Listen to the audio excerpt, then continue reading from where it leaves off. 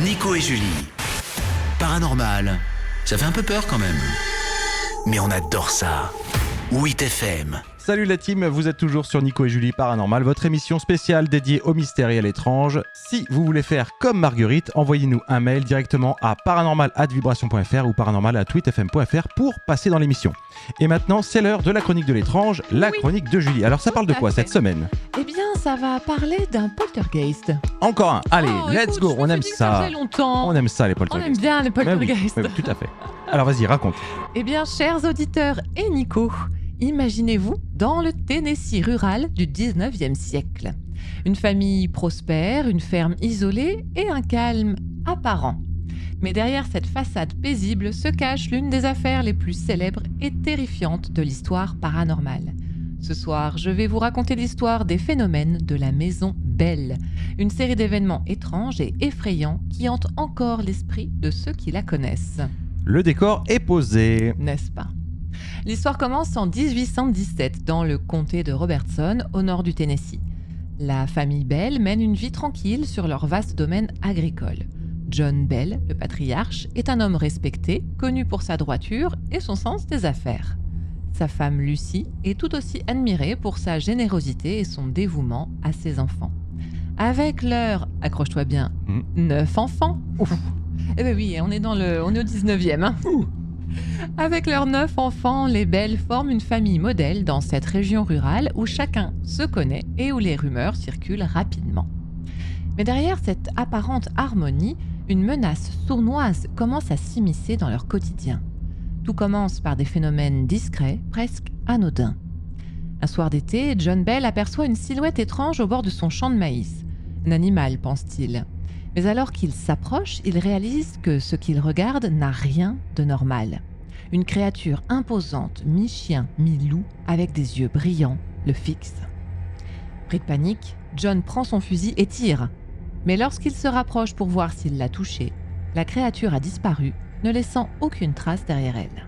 Mais ce n'est que le début. Les jours suivants, la maison des Bell semble prise dans une spirale de phénomènes étranges. Des bruits de pas résonnent sur le toit pendant la nuit, des coups sourds retentissent contre les murs. Les enfants jurent avoir entendu des grattements sous le plancher. Pourtant, chaque fois que John et ses fils inspectent les lieux, ils ne trouvent rien. Comme par hasard. Un grand classique. La tension monte d'un cran lorsque Lucy Bell découvre un matin que toutes les portes des placards de la cuisine sont grandes ouvertes, bien qu'elle se souvienne clairement les avoir fermées la veille. Les meubles commencent à se déplacer seuls, des chaises sont retrouvées renversées sans explication et parfois, un froid glacial envahit certaines pièces de la maison sans raison apparente. L'horreur. Et les nuits deviennent de plus en plus troublantes. Une fois les lampes éteintes, la maison semble s'animer. Les membres de la famille entendent des murmures, comme des voix chuchotant dans une langue qu'ils ne comprennent pas. Ces murmures, au départ à peine audibles, deviennent peu à peu plus forts, jusqu'à ressembler à des gémissements plaintifs. Betsy, la plus jeune des filles Bell, rapporte avoir senti une main invisible lui caresser les cheveux alors qu'elle tentait de dormir. Une main froide et hostile. Mais ce qui bouleverse vraiment la famille, c'est la soudaine violence des manifestations. Betsy se réveille un matin avec des marques rouges sur les bras et les joues, comme si elle avait été frappée pendant son sommeil. Les jours suivants, elle est projetée hors de son lit par une force invisible. Ses cris résonnent dans la maison, terrifiant ses frères et sœurs. John, incapable de protéger sa famille, commence à se demander si ces phénomènes ne seraient pas une forme de punition divine. Mais pourquoi ? La famille Bell est pieuse et sans histoire, alors que leur veut cette force mystérieuse qui semble s'acharner sur eux. Les voisins, alertés par les cris et les rumeurs, commencent à visiter la maison Bell. Tous espèrent trouver une explication rationnelle. Pourtant, ils repartent souvent aussi effrayés que la famille. Beaucoup affirment avoir entendu les coups résonner ou senti une présence oppressante. Certains disent avoir vu des ombres passer dans les couloirs ou entendu des voix venant d'une pièce vide. Le comté tout entier est bientôt au courant des événements étranges qui se déroulent dans la maison Bell. Les villageois murmurent des théories, une malédiction, une vengeance d'outre-tombe, ou peut-être même une œuvre du diable. Bah oui, évidemment. Mais une chose est claire, la famille Bell n'est plus seule dans ce combat. Leur maison est devenue le théâtre d'un drame paranormal qui ne fait que commencer. Ah oui, d'accord. Oui, là, ça C'est que commence. le début, là. Oui, c'est D'accord, que- d'accord. voilà. Très Oui, tout à fait. Les jours deviennent des semaines et les manifestations dans la maison Bell s'intensifient. Les voisins, de plus en plus curieux, se rassemblent régulièrement autour de la maison dans l'espoir de surprendre quelque chose d'inexplicable. Et ils ne sont pas déçus. Ah, tiens. Un soir, alors qu'un petit groupe s'est installé dans le salon des Belles pour prier, des coups retentissent brutalement sur les murs. On dirait que la maison elle-même respire, grogne, comme si une entité invisible voulait interrompre leur recueillement. Les bougies vacillent, puis s'éteignent soudainement, plongeant la pièce dans une obscurité totale. Un froid glacial envahit alors la salle et plusieurs témoins jurent avoir vu une ombre traverser la pièce en silence, une silhouette noire qui semblait observer avant de disparaître dans un coin. Voilà, flip là. Hein. Horrible, le trauma. Horrible. Mais c'est Betsy, la jeune fille de la famille, qui devient le centre de l'attention. L'entité semble avoir une obsession pour elle. Ses nuits sont de véritables cauchemars. Elle est régulièrement tirée hors de son lit, giflée par une force invisible. Ses cris, perçants et pleins de terreur, réveillent toute la maisonnée. Pire encore, les marques qu'elle porte sur son corps, des griffures, des morsures, deviennent de plus en plus nombreuses et profondes. Betsy se met à dépérir, son visage s'affaissant sous le poids de la peur et du manque de sommeil.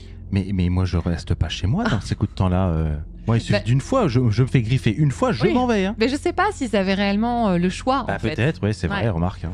Ouais, c'est pas si facile. Puis là, t'as quand même 9 enfants, donc t'as une famille de 11 personnes à Ouais, délocaliser. tu peux pas, ouais, c'est vrai. Ils sont propriétaires Ah ouais, terriens. quel Enfin, enfer. tu vois, je veux dire, les cultures sont en face. Enfin, c'est Ouais. compliqué, quoi. Dur.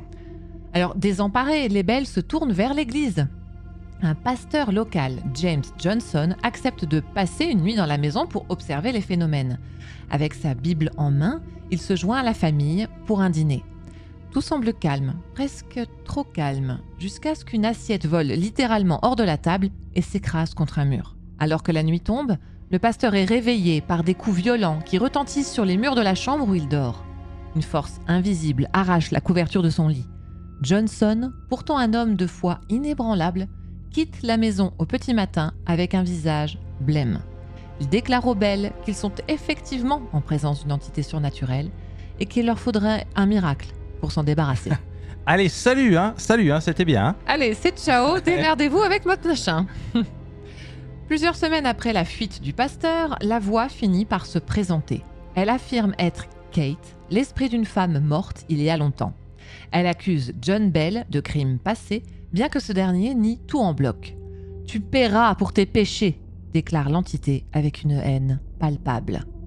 La rumeur se répand rapidement dans le comté. Le poltergeist de Kate, comme on l'appelle désormais, hante les Bell pour une sombre affaire de vengeance. Certains pensent que John Bell aurait volé des terres à une vieille voisine nommée Kate Bates, réputée pour sa personnalité excentrique et ses prétendus liens avec la sorcellerie. Ça y est. Les manifestations deviennent de plus en plus violentes. La santé de John Bell décline inexplicablement. Il souffre de tremblements, de migraines incessantes et sa force semble le quitter jour après jour. Betsy, quant à elle, est poussée au bord de la folie. Ses amis refusent de la voir, de peur d'être eux aussi victimes de l'esprit. Ouais, j'imagine, ça peut se comprendre aussi. Hein. Oui, là, moi j'ai ça dans mon entourage. Effectivement, déjà, j'y vais pas. Non, c'est ça. J'y vais pas et je sais même pas si à l'extérieur je fréquenterais cette personne. C'est horrible, hein, mais... C'est ça, on en est là. Hein. Oui, non, mais là, c'est quand même méga hardcore. Ouais, c'est beaucoup. En décembre 1820, après 3 années de harcèlement sans relâche, John Bell est retrouvé sans vie dans son lit. Près de lui, une petite fiole contenant un liquide étrange. La voix de Kate s'élève alors dans toute la maison, éclatant d'un rire sinistre. « Je lui avais dit qu'il paierait. » Un médecin local venu examiner le corps donne la fiole au chat de la maison. L'animal meurt immédiatement. Il est con, lui. Ah ben non, mais médecin local au 19e siècle, hein, bon... D'accord. Voilà. Tout le village est abasourdi. L'entité semble avoir atteint son objectif. Mais pourquoi ? Le mystère reste entier. Aujourd'hui encore, l'histoire des phénomènes de la maison Bell fascine et terrifie à la fois. Et on comprend pourquoi. Et on comprend. Des chercheurs en paranormal et des écrivains continuent d'explorer ce cas, cherchant des réponses. Était-ce un poltergeist, une vengeance d'outre-tombe ou une fraude soigneusement orchestrée ? Le terrain où se trouvait la maison des Bell est aujourd'hui une propriété privée, mais des visiteurs curieux viennent parfois y déposer des fleurs ou tenter des enquêtes paranormales. Les habitants de la région racontent que, par certaines nuits, on peut encore entendre des murmures dans l'air, comme si l'entité n'avait jamais vraiment quitté les lieux. Et vous, seriez-vous prêt à oser vous rendre sur ces terres et défier Kate ? Eh ben moi, je suis même pas sûr. Pourtant, c'est un tu petit peu vois mon job quand même de faire ce genre de c'est choses. vrai. Mais face à ce genre de témoignages, j'avoue que si j'y vais pas tout seul déjà, pour commencer. C'est vrai. Et je serais très fébrile, je te le cache pas. Oui, là, franchement, je ne serais pas hyper enjouée non plus. Ouais, bon. Non, c'est sûr. Bon bah merci en tout cas ma chère Julie pour De rien. cette chronique encore une fois Ouais. très intéressante comme toujours. Les amis, on va se faire une petite pause et on revient juste après avec le nouveau témoignage. Cette fois-ci, c'est celui d'Elodie. Ne bougez pas, à tout de suite. Venez témoigner de vos expériences étranges sur Vibration avec Nico et Julie. Paranormal, 22h-23h sur Vibration.